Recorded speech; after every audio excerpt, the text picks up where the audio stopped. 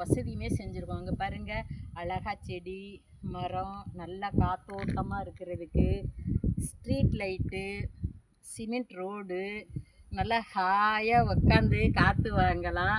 அட்டகாசமாக இருக்குது.